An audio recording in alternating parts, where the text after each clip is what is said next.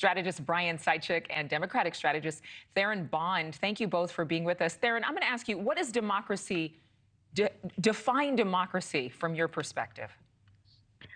When we define democracy as Democrats, we're talking about the right to retain the rights that have been earned across time that weren't always afforded to individuals equitably. As we know, women didn't always have the right to vote. Certainly, Black women didn't always have the right to vote. We're talking about bodily autonomy. We're talking about everyday rights that we have earned across time and still having access to those and not further losing them as we go forward based on who's in the presidency. That's the thing, is those rights shouldn't change, yet depending on who wins on November 5th, they very well could.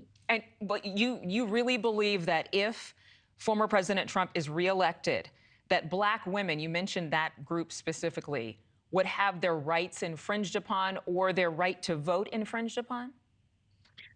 We're talking about a litany of rights, including how we deal with those things when they happen, how we deal with procedural things should they happen to us, how we can report the infringement of rights, how can we even report crimes. Just earlier today, I was called the N-word with an ER by a Trumper. These are things that we as Black folks in this country are worried about being dealt with. These are things that we talk about when we talk about the freedom of speech. You know, how far does the line go? And with former President Donald Trump, his line seems to be very invisible when it comes to how far people can go. And that's something that people as voters need to determine if that's who they want in the office of the presidency. Interesting. I love getting the perspectives because I think it's fair to the audience. It's much more just. Brian, I want to ask you the same question. And really, if you could speak also to free speech, because the definition seems to have changed over the past several years. I don't define democracy as a Republican, nor should democracy be defined as a Democrat. Democracy should be defined as an American, and I think that's, first of all, part of the problem with the Democrats. But regarding democracy, it's the ability of the people to chart their own course, to chart their own future, to pick their leaders, and decides what policies they should be governed by. That is what democracy is. That's what this country was founded on.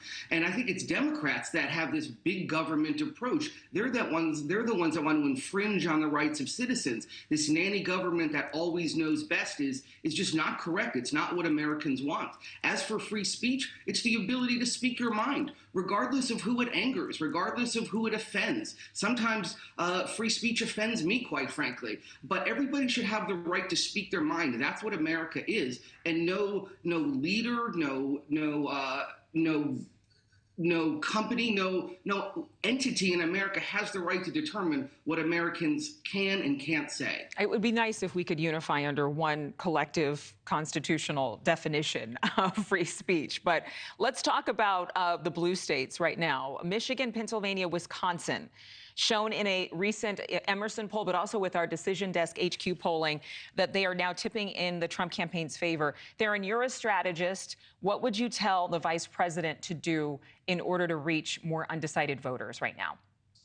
I think it would have behooved her to previously and even maybe now go to some southern states, go to states that aren't what we consider to be battleground states, go to states that are most impacted by some of the harmful policies that currently exist or that need to be overturned.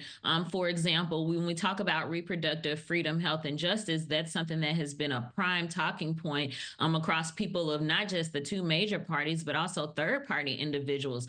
And so I don't think it's helpful for her to go to Michigan 10 times over and talk about it. Go to a state like Tennessee, go to a state like Texas, which she just recently visited, go to a state like Alabama, who have challenges with some of the things and issues that are happening now. I think her votes would be better gathered there. Brian, I know that you worked in guiding the presidential campaign for former President Trump in 2016 and 2020.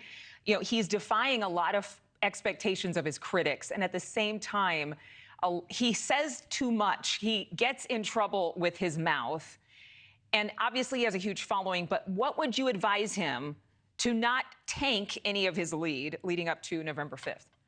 Well, I would prefer former President Trump focus on immigration, focus on the economy, focus on inflation. These are the obvious failures that everyday Americans feel, relate to, and touch of the Biden-Harris administration. They are responsible for record high inflation, for porous borders, and it's a rare opportunity that Americans have a direct contrast. They can look back at the Trump years and compare those directly to the Biden-Harris years. And it is that comparison, it is that very reason why Donald Trump is going to be successful in a few days. And the more he focuses on those issues and those policy differences, the better day he's going to have. And if you'll notice a shift here at the very end from the Harris team, they're no longer talking about issues. She was going to focus on her plans for the future and all that. All that is out the window. They are all in on Donald Trump is a fascist, and that is the only game that they have, and that is all they have because their policies have been such an abject failure for the American people over the last 4 years. Thanks so much for watching. Go to joinnn.com to find NewsNation on your television provider, and don't forget to click the red subscribe button below to get more of NewsNation's fact-driven, unbiased coverage.